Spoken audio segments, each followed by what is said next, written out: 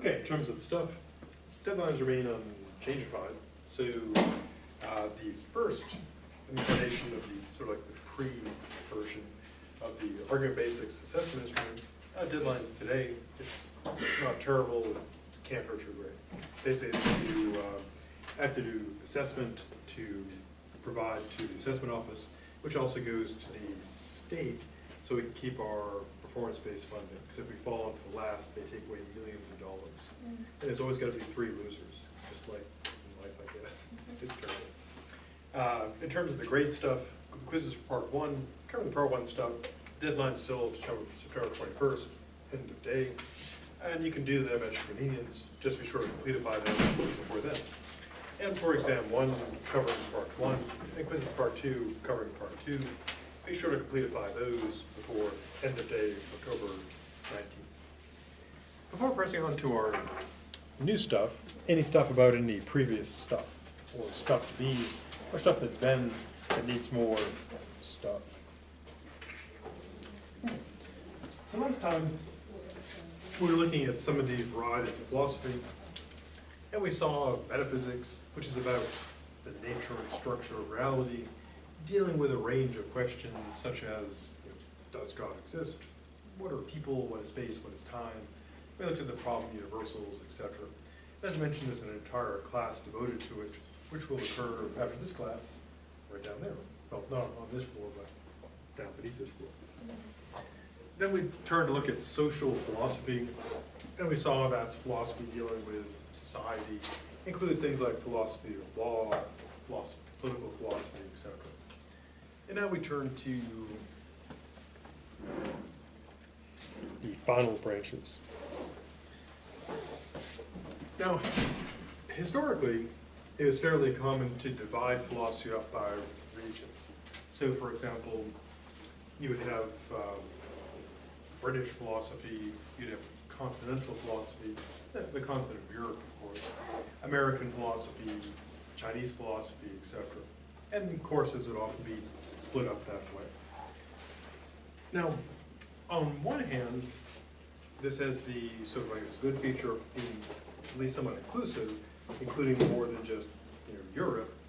But on the minus side, a bit of a problem is that it assumes perhaps that people's philosophical views are set by where they live, which is generally not true. Don't know, you can't say, okay, this person lives in Puerto Rico, therefore they believe this philosophical stuff.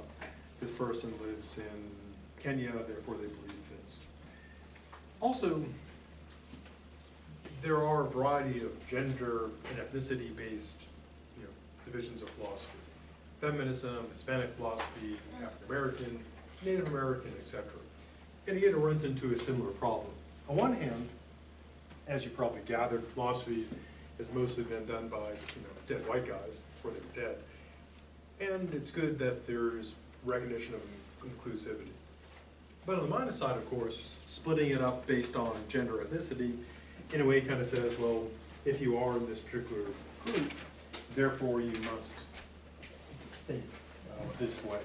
Which, of course, is not true. You can't, if you know that someone is, say, Hispanic, you don't know their stance on, say, the problem of universals, or their view of space-time, or whether they're a utilitarian geontologist or whatever. But those divisions still do exist in some degrees. And there are, again, some concerns about it because dividing people up by ethnicity does seem, on one hand, inclusive, on the other hand, could be a little racist. So, kind of problematic. Now, in terms of going back to the subjects, you could literally create a philosophy of anything. And people have done it. You go on the Amazon and type in philosophy of, pick something random, you'll probably find some book about it, like philosophy of sports, philosophy of love, philosophy of The Simpsons, philosophy of Warcraft, philosophy of baseball. And you can literally make a philosophy of anything. So in theory, infinite possibilities. Now, some of the more common ones are the history of philosophy, philosophy of language, which can be kind of interesting, or also kind of boring. On the interesting side, it does address a sort of thing that is so easy for us to do and so common, we don't really think about how we do it. But we're able to take stuff like this, you know, symbols and noises, and have them mean something. We use language. And one of the big technical problems of now is trying to figure out how we do that, or more exactly, figure out how to do it so we can make things like Alexa or Siri or Google Assistant do that. Because when you talk to other people, you know, we can communicate with them fairly easily. But when you talk to something like Alexa, I mean, sometimes it gets it, sometimes it doesn't. And so figure out how we do this, how we take that and get meaning out of it, is a critical problem. And again, Google and other companies are working on solving it, so they're doing, in a way, philosophy of language. There's also philosophy of literature, mathematics, mind, religion, science, and again, anything. As I mentioned, if you go on Amazon and type in philosophy of, put something in there, you'll probably find some book someone wrote and put up there. So philosophy is a huge number of branches. Before moving away from the branches, anything about the branching that needs more branch? This is my impression of the tree, the branches. Terrible impression. Had no career in theater.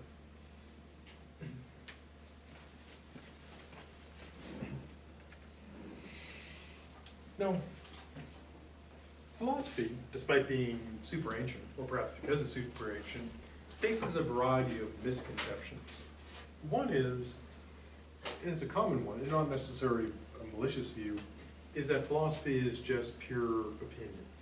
There's it was a New York Times bestseller, I believe, and I know the author ended up on the Daily Show, which is unusual because philosophers usually get little attention. It was called like bullshitting. Oh, sorry.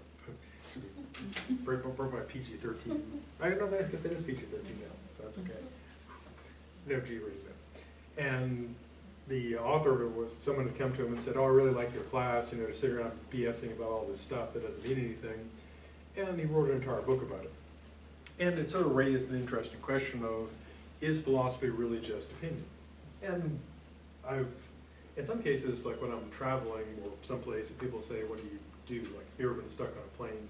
Sometimes you're unlucky to get someone who's like a real talker, but a terrible talker, and they have terrible, horrible views. Usually I've been lucky not to do that too often. But people often ask me, like, what do I do? And I'll say, well, I do teach philosophy. And they say, oh, you like, BSing about all this stuff, and it's all just opinion, there's no right answers. And that's pretty much inevitably, unless someone knows philosophy, what they say. So it's a fairly common view that philosophy is just opinion. And again, it need not be malicious. You know, it's not people saying, oh, it's just opinion and, terrible. They often say it's just opinion, but it's kind of fun. So, is this true? Well, the answer is kind of yeah, kind of no. And here's how it goes. Now, an opinion is what? What do you got if you got one? Should you be worried? Probably shouldn't be worried unless it's a terrible opinion. Now, opinion is what? Someone says, in my opinion. Yeah, it's a belief. And when people say that something is just an opinion, are they taking it seriously, or are they kind of saying, yeah, it's not that important? Someone says to you, that's just your opinion. Are they expressing agreement with you? Or are they basically saying, I'm kind of rejecting you? Yeah, so the idea that something is just opinion seems to entail a bit of rejection, that there's nothing important or correct there. So, opinion, neutrally put, is just a belief. But we often load some derision into it to say, oh, that's just your opinion.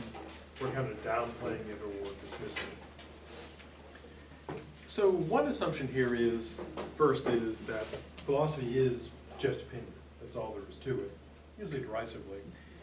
And also going along with it is the idea that all opinions are equally good. There's no better or worse.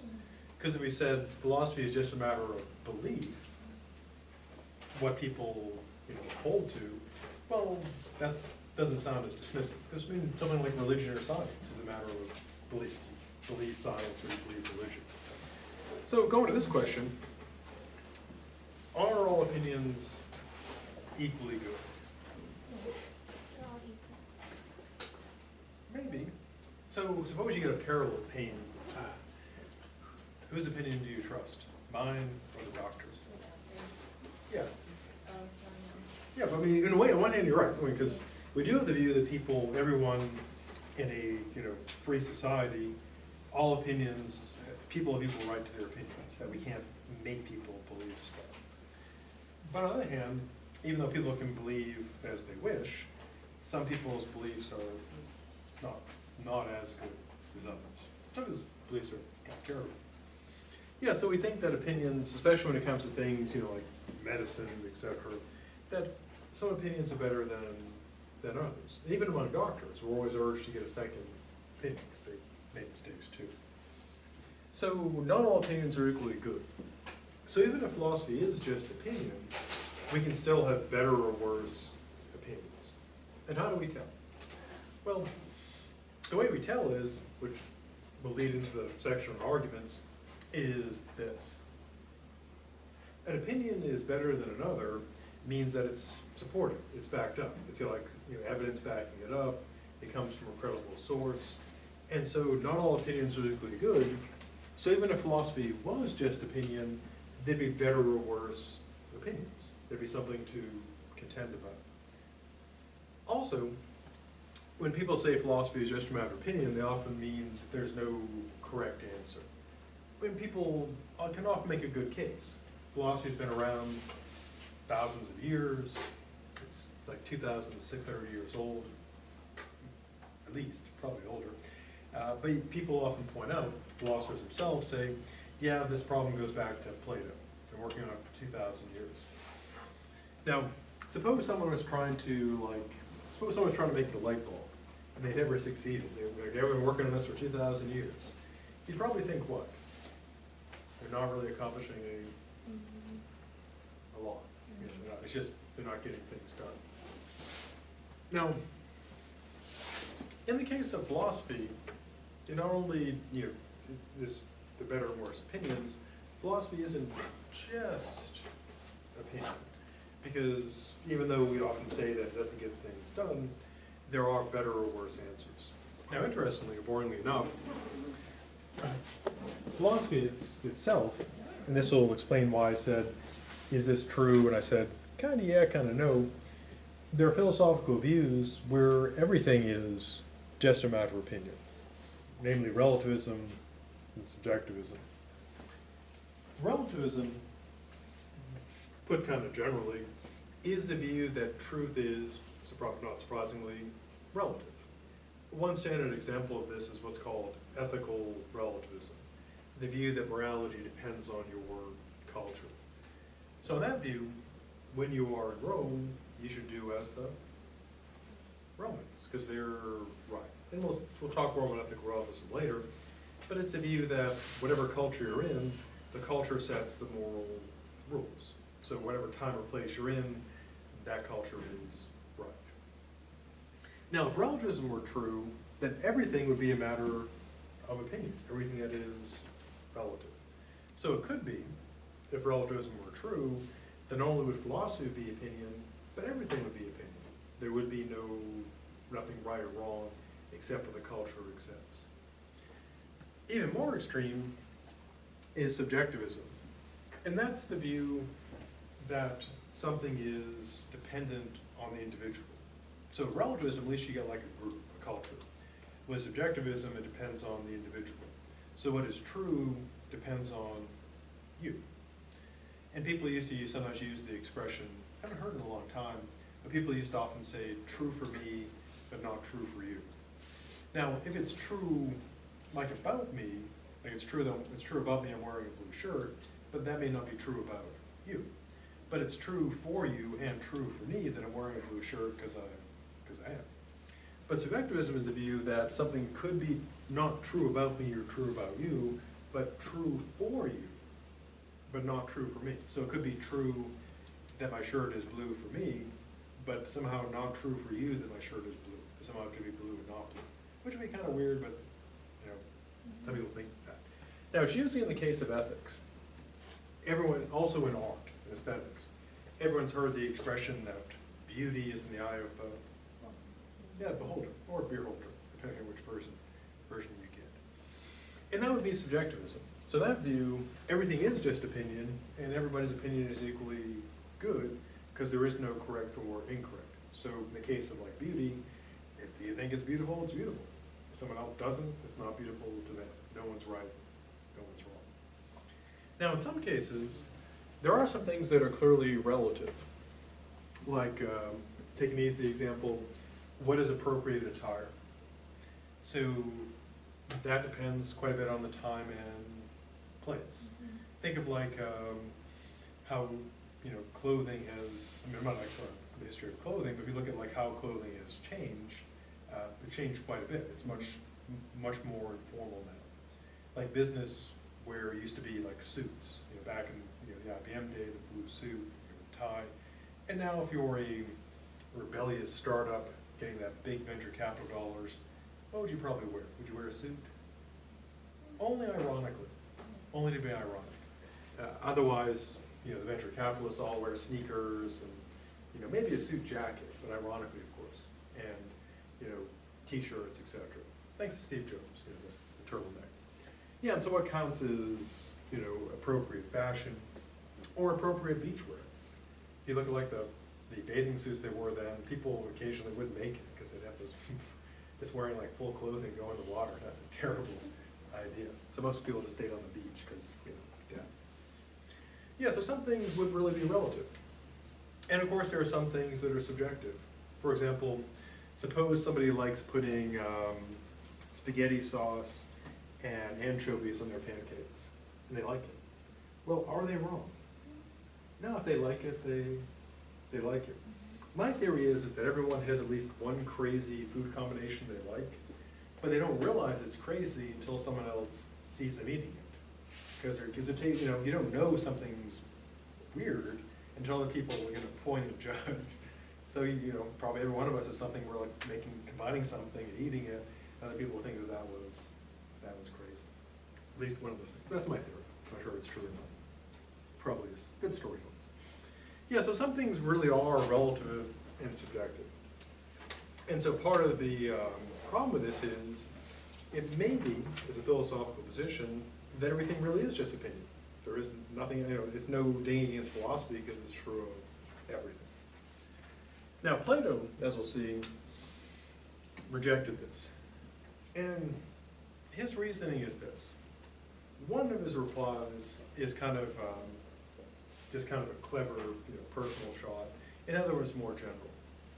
Now, as we'll see in the future, one of the main enemies of Plato,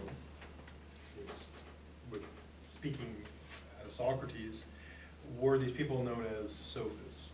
And the sophists, they believe that everything is relative. There is no objective good or bad, right or wrong, truth or falsity.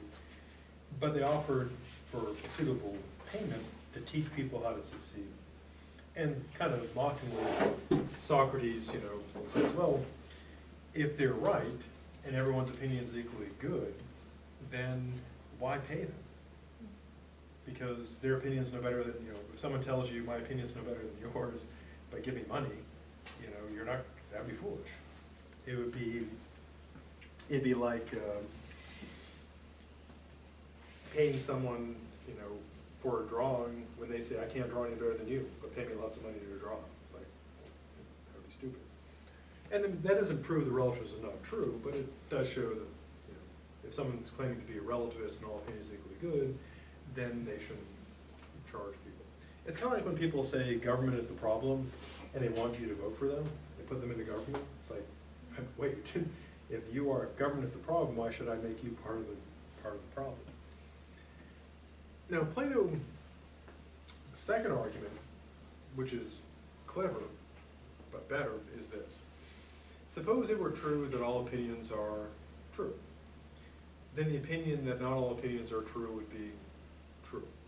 So if relativism is right, then it's also wrong. And if it's wrong, it's wrong. Either way, it's wrong. Which is either just very clever wordplay or a very clever solution to relativism. Now, although Plato thought he beat relativism, there are still, again, people who believe it. It is a viable philosophical position that truth is relative, or truth is subjective. So then, as a practical matter, what do we do for the course? Because we can't conclusively say that, yes, there definitely is truth. And we can't conclusively say, no, it's all just opinion, we're all just BSing. So what do we do? Well, the practical solution is this. Logic is pretty clearly objective, if anything is, better or worse arguments. And so what we can do as a practical matter is we can take the view that although maybe our beliefs are all just opinions, and no one's right and nobody's wrong, possible. But we can assess the quality of people's reasoning. So if you look at, even if you can't settle, is there really truth with a T, you can at least address the idea of there are some better and worse arguments for things. So even if someone says, no, there's no truth, they can still say, well, yeah, okay, there's better and worse reasoning. To illustrate, suppose we're having a moral debate over whether something's good or evil. So suppose we're going to do the following. We're talking about the ethics of capital punishment.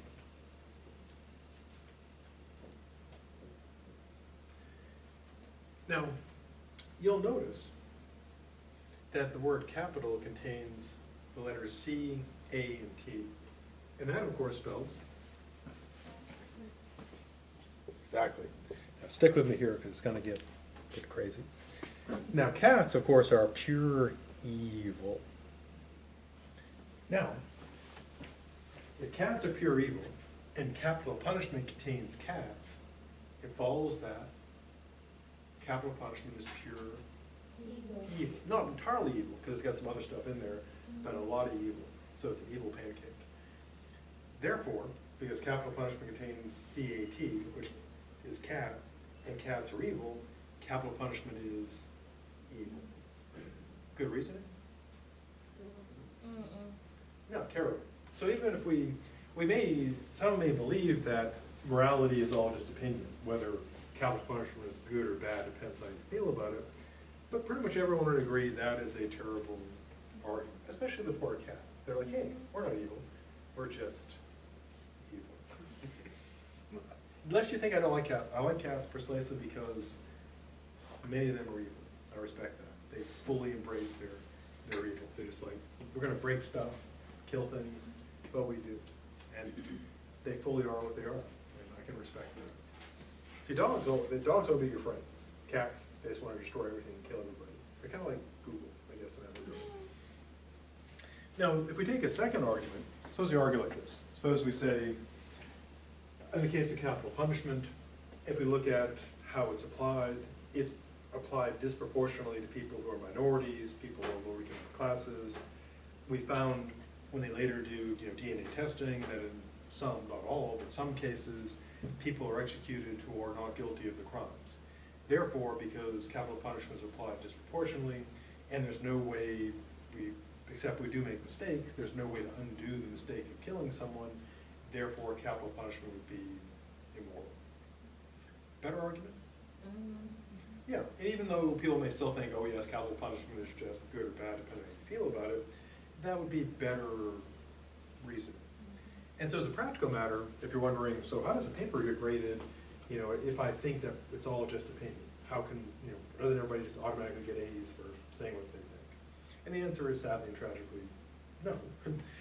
What it gets graded on is not, do you think the way you think, but did you, yeah, exactly, how well did you support it? Now in the paper, there's no assumption that there is the right answer.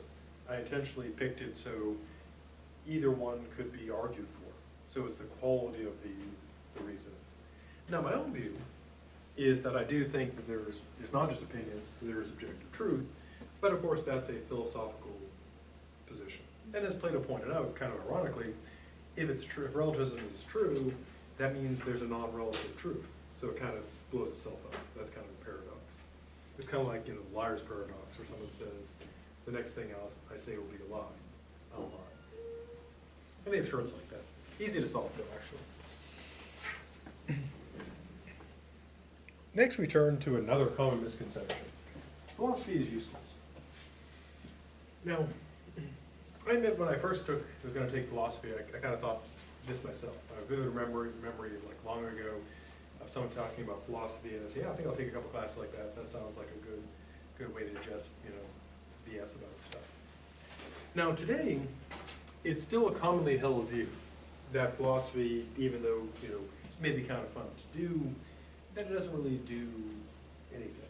Now in some cases, they're not malicious about this. They're just like people might say, yeah, playing video games doesn't really accomplish anything, but yeah, it's fun.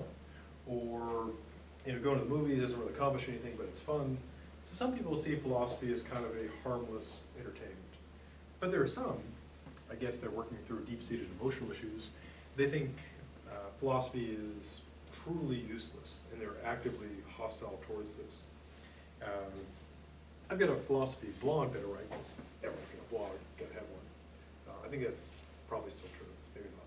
Maybe something else replaced it. I guess Instagram replaced blogging. You just take pictures, words. Words are tough, pictures are easy. And one of the common attacks I get is that philosophy is always useless. And then what kind of my smart aleck reply is, well, by saying philosophy is useless, you're engaging in philosophy and showing that philosophy is useful. Because to even criticize it is to do philosophy. Now, so it is a fair question though. Just because philosophy has been around for a couple thousand years, maybe we've been pulling off a scam all this time. There's maybe when you get your PhD in philosophy, they give you the secret scammers, the grifters handbook. Here's how you fool everyone else into doing this. Get that sweet fat philosophy money. Now, one reason why philosophy has a reputation of being useless, as I mentioned before, is that it's been around for thousands of years, and philosophers honestly say they'll point to all these problems we haven't solved. Do we know how people use language? No. Do we know what the mind is? No. Do we know what knowledge is? We don't even know that we don't know. Do we know what a person is? No. Have we solved all moral problems? Do we know what's good and evil, right and wrong? No. Do we know what space and time truly are? No. And so you can go through list after list of things we've not accomplished. No definitive answers to these. Also, we can point to what philosophy actually does, and when you think of useful, we usually think of accomplishing concrete things. Money on the table, building bridges, killing people, baking bread, that kind of stuff. Things like engineering, medicine, etc. Really useful stuff. Now, one way to engage with the charge that philosophy is useless, that it doesn't kill people or bake bread, is to kind of broaden the definition of useful. To say that there's more to being useful than just dollars on the table, baking bread, killing people, building bridges.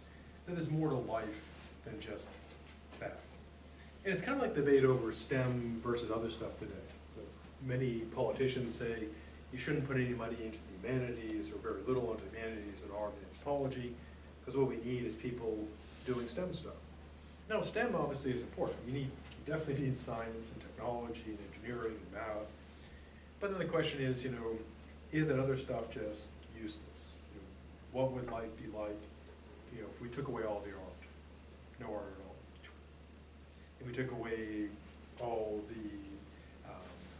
literature, all movies, all music, all painting, all that. Well, we may not be able to say that that stuff is useful in a very concrete sense, but it does seem pretty important. And so there are things that we may not classify as useful. Poetry doesn't build bridges or kill people or bake bread, but we'd still say it's something valuable. And maybe the same could be true of philosophy. But we can also play the game by those very limited rules, namely, say, okay, we're going to go with a very limited dollars on the table, build bridges, kill people view of usefulness, just accept their definition. And somewhat ironically, of course, to believe that all that is valuable is, dollars on the table, baking bread, killing people, building bridges, is a philosophical position. It's a view that what matters is just that stuff. And they have to give reason, in a way they have to engage in philosophy, because you just can't assume that they're right. So let us go with that really practical, concrete view of useful. So, is philosophy useful on those grounds? And the answer, easily enough, is yeah. First, pretty much even the most diehard anti-education people accept that at least some of the sciences are useful. Yeah, at least the ones that give us, like, you know, coal plants and, you know, things to sell and so forth. Now, all the sciences, of course, arose from philosophy. If you get a degree in biology, PhD, you get a doctor of philosophy. And the reason why is because they came out of philosophy.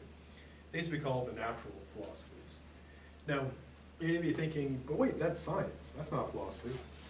Well, interestingly enough, whenever a part of philosophy becomes big enough and successful enough to go on its own, it's called science. It's not called philosophy anymore. So one reason why philosophy is always seen as not accomplishing stuff is because whenever it accomplishes something, people say that's not philosophy. It'd be kind of like, imagine there's a family and people say, oh, that family never accomplishes anything. And then you learn, but wait, you know, all the people in the family went out and did all this great stuff and said, oh yes, but whenever they do something great, they have to change their name. So the Smith family's never done anything. Yes, when they change their name to Jones and, you know, etc., they do great things, but that family has never done anything because the name changed.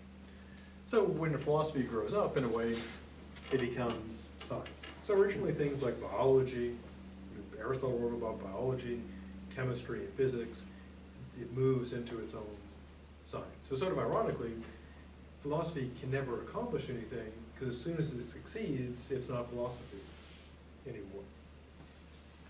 So what has philosophy succeeded in addition to given the sciences? Well, logic and mathematics. People like Descartes, Leibniz, etc., Pythagoras gave us mathematics. And logic, you know, math is part of logic, and logic is philosophy. Why is logic important? Well, it's useful, of course, for figuring stuff out, you know, scientific methods, etc. But to give a very concrete, you know, dollars on the table, killing people, building bridges thing, the entire information age literally runs philosophy. Because if you take like your smartphone, laptop, Xbox, PlayStation, etc., it's running, you know, binary logic, zeros and ones, true, false, developed originally by a good friend, Dr. Leibniz, and so no philosophy, none of that stuff. So the entire information age rests on philosophy, literally running philosophy. And so in terms of like trillions of dollars on the table, you can, if you say, well, what has philosophy done, you're looking at stacking up dollars. You take everything, all the money that's ever made in computers and the internet, etc., and put it in a big stack. And that's all philosophy money. I mean, also engineers obviously made, you know, incredibly important contributions, but the brain of the entire interwebs, all the programming is that logic stuff. Also, of course, when practical, concrete people talk about dollars on the table and building bridges, etc., and all these values, it's fair to ask them about, well, what about things like civilization? What about things like laws? Things like, you know, concepts like justice, concepts like equality, things like freedoms and liberties. They're not concrete things. They only exist in the mind. And where do they come from? Well, all those notions arise out of, well, thinking about stuff, you know, philosophy. You get a notion of life, liberty, and property developed by people like John Locke.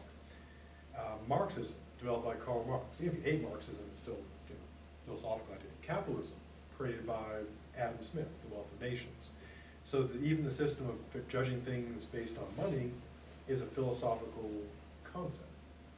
And so basically all of society, all those ideas that we live in, and all the make-believe that we think is real, the realm of the ideas, you know, law, politics, etc., it's all generated originally by philosophy. And of course ethics as well, that's all philosophical. So philosophy does contribute a lot. Now, a fair question, of course, is, like the song says, yeah, philosophy might have done a lot, giving us, science and math and society and ethics and all that stuff. But what has it done for me lately? Which is a fair question. So what can you get out of philosophy? Well, the obvious answer, of course, is 3 credit hours, fulfilling some requirements. But it also develops some very useful stuff. As Liam Nielsen said, provides you a very particular set of skills, not for killing people, but for doing stuff. And kind of the core skill of philosophy is thinking, the soundtrack to it. Good timing. So, yeah, a crucial part of philosophy are the thinking skills, being able to think rationally and logically and systematically about things. And so that's a very useful skill, which is why, I think I mentioned this before, many of the people who run startups in the Silicon Valley often are philosophy majors, or really like philosophy, because it gives you kind of that broad thinking skill. It's also useful, even if you never do philosophy again, the skills of logic, etc., are useful for a wide range of tasks. For example, I never took classes on building computers and troubleshooting them, but it's basically computers are just philosophy in solid form. And so, working with computers and doing all that stuff just involves applying philosophical skills. Similarly, you go to law school. The LSAT is a philosophy test. Law is basically applied philosophy. I mean, you want to learn law, but the skills you learn in philosophy, argumentation, etc., are very philosophical. So you learn a wide range of useful thinking skills that apply not just to philosophy, but to life in general. Because critical thinking, which people always talk about, that's in philosophy. It's a philosophical skill. It also, of course, broadens the mind, because you get exposed to different ideas, and philosophy requires that you critically consider all ideas, even your own. And if you're able to look at your own ideas sort of objectively, kind of like push them away from, at least momentarily, from your own feelings, and look at them, from the outside, so to speak, it helps you get a better perspective on the views of others. You may still think other people are wrong, and that some of them are evil, terrible people, but it helps develop the skill of being able to sort of push aside one's own biases and prejudices and kind of look at things more objectively. Because in order to do philosophy, you have to look at things and say what is actually correct, and say, it's not how I feel about this, what is this actually, is it correct or incorrect? Now, we're all obviously imperfect, so we can't rid ourselves of all biases and prejudices, but philosophy does help with that, because it's about getting to, ideally, the truth, and that requires considering all reasonable positions. Now, it does have a variety of side effects, because one side effect of too much philosophy is thinking too much, and that can be sometimes kind of annoying, overanalyzing things. And it can also lead to doubt, because if you get exposed to all kinds of different views on ethics, on religion, and you look at them and you say, well, how do I even know what's right? And it can damage a person's certainty. Like in my own case, when I was 18, went to college, I thought I had every answer. I was that annoying person in class. As soon as a question was asked, my hand was up, my mouth was going. Super annoying. And then, the more I learned, the more, as Socrates says, the more I learned that I did not know what I was talking about. And so eventually at the point where all my complete confidence, believe I was 100% right about everything, went away, which initially was kind of disconcerting. Because if you believe you're right about everything, you feel totally confident. I am never wrong, or rarely wrong. But if you realize you could be mistaken, you could be, even in your most fundamental, cherished beliefs, you could be wrong, that can be very upsetting, very disconcerting. And people don't like being challenged, especially challenging themselves. So it can be a side effect. Now, my goal is not to be like a jerk and try to crush your beliefs or push you into believing anything. Some people do that, and that's terrible. My goal is not to be like that jerk, Professor. My goal is basically to take you through philosophy, and if you do start doubting stuff, my intent is not to attack your beliefs, but my intent is to help people develop their skills in philosophy and be able to see the perspective of other people. And again, you may still believe other people are wrong about things, because they are, but at least you'd be able to give reasons why, you know, you're right and they're wrong. Okay, before heading into argument basics, anything about the stuff so far that needs more stuff?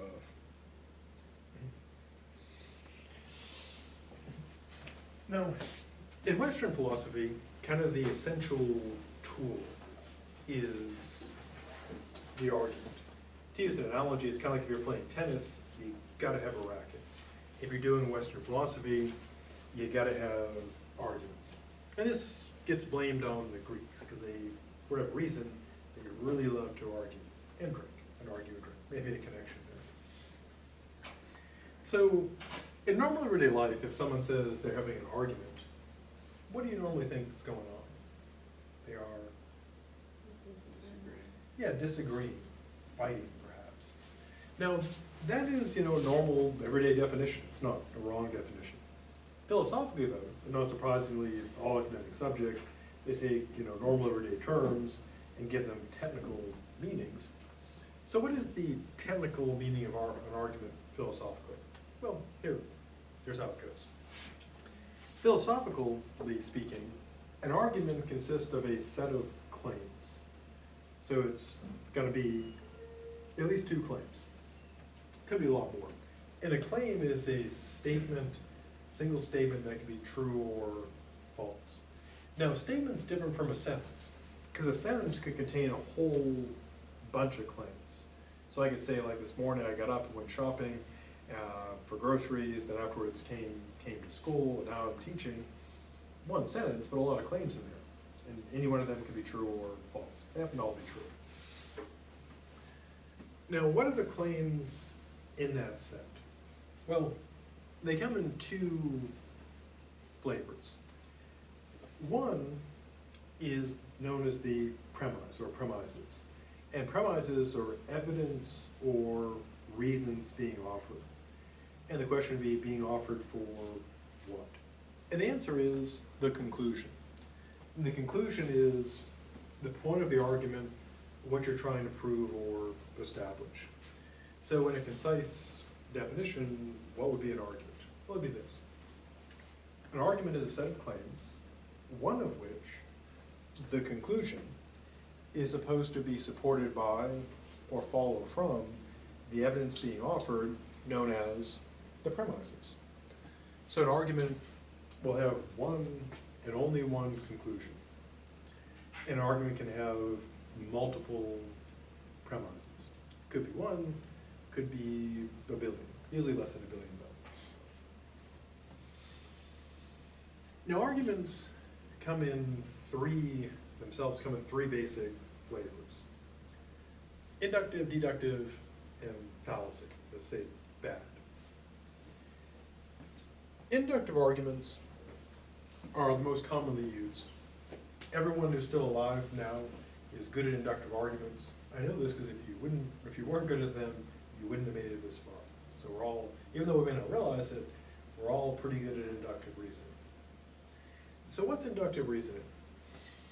Well, the types of arguments are defined by how strongly, tightly the evidence supports the conclusion. And inductive arguments have the following quality. They provide, the premises support the conclusion, but they only provide support to a certain degree. The support is not absolute. They deal in probability rather than certainty. Now, because of this, inductive arguments involve what's called the inductive leap. Their hallmark is, with inductive arguments, your conclusion always goes beyond, leaps beyond your premises. You're making a jump from what you have observed or know to something you haven't. And all inductive arguments, even though there's like all kinds of different types, that's at their core. Now on the plus side, you may wonder, like, you know, why would we do that? Well, the answer is sometimes, most of the time, it's our only option. Now on the plus side, we can make that jump, so we can jump from what we've observed to what we haven't. which is incredibly useful. On the downside, whenever you're leaping into the dark, what can happen? Well, suppose you're on a mountain, middle of the night, you're trying to jump across a ravine. What could go wrong? Yeah, exactly, so many things. Yeah, whenever you're making like a jump, a blind jump into the darkness, terrible, terrible things could happen. So in deductive arguments, since you're making a leap, things could always go wrong. And a jump is a pretty good analogy. It's kind of like jumping out of a plane. No matter how careful you are with the parachute and the equipment and stuff, things can always go terribly wrong. So it would be an example of an inductive argument, kind of we use every day. Well, one we use every day, and we're pretty good at it, otherwise you would be here, is when you're at a crosswalk. You look out, and before you cross, what goes through your mind? Yeah, are there cars there? Or how close are they? Are they likely to stop? And so we make a quick inductive reasoning that our conclusion, if we go, is generally, I can make it. Or the car will stop, they won't hit me. So if you see the car coming towards you and slowing down, and you reason, I haven't been hit by a car yet, the car is slowing down, it's going to stop, and you step out before it stops. And you're engaged in inductive reasoning, because you're saying, cars I've seen like this before have stopped and not killed me, this car will stop. But could you be wrong? Yes, and people are. That's how they get hit by cars. Another example is buying stuff. If you've used like Apple phones and Apple comes out with a new one, I don't know, what are they on, a 10 now? I'm still on a 5, so mine's dead. The phone years is dead. So if they come up with that, Apple, X1 or 11, whatever they're going to call it, 11, that if you liked your previous iPhones, you say, I'm going to get the new one because I like my previous ones. It's inductive reasoning. You're saying because I like the previous ones, I'm leaping into the future, I'll like this one. But you could be wrong, because it could turn out that it's terrible, or it explodes, or something, both of which have happened, though it's do occasionally explode. Okay, so speaking of exploding phones, have a good, I had nothing to do with that, have a good, terrible segue. Have a good weekend, and of course I'll see you on Wednesday, because there isn't a class Monday, which is Labor Day.